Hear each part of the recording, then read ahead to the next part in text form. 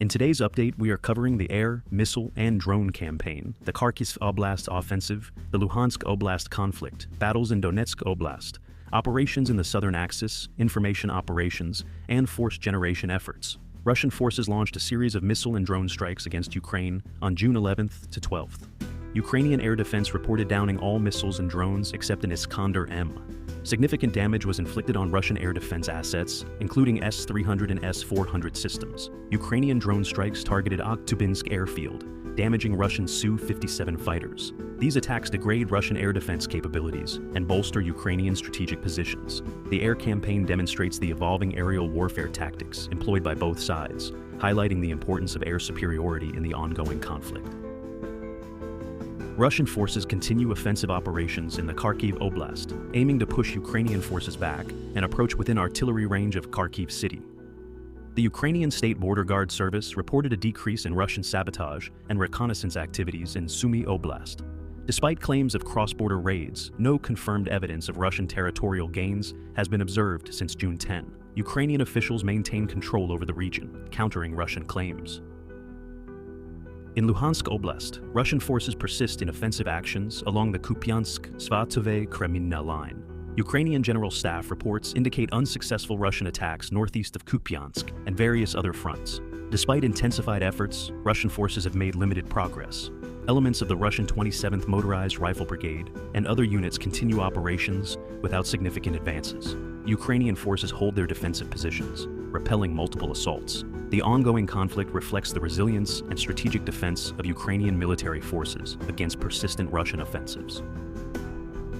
Soldiers are preparing defenses in Donetsk Oblast, setting up sandbags and fortifications while strategizing under a tense atmosphere. The ongoing battle in Donetsk underscores the strategic importance of this region and the determination of both sides to control it. In the southern axis, Russian forces maintain frontline positions and secure rear areas against Ukrainian strikes. Geolocated footage shows marginal gains in Zaporizhia Oblast, followed by Ukrainian counterattacks. Positional engagements near Robotan and Malotokmashka indicate ongoing battles for control. Elements of the Russian 19th Motorized Rifle Division continue operations, facing Ukrainian resistance. The southern front remains a critical theater, with both sides vying for strategic advantages. The dynamic situation reflects the broader tactical maneuvers and countermaneuvers in the conflict. Russian Security Council Deputy Chairperson Dmitry Medvedev reiterated calls for Russia to seize all of Ukraine. Medvedev's statements often exceed official Kremlin rhetoric, aiming to garner domestic support. Russian authorities denied wrongdoing in the case of a Danish-Russian dual citizen accused of espionage. The Kremlin's information operations continue targeting compatriots abroad to expand influence.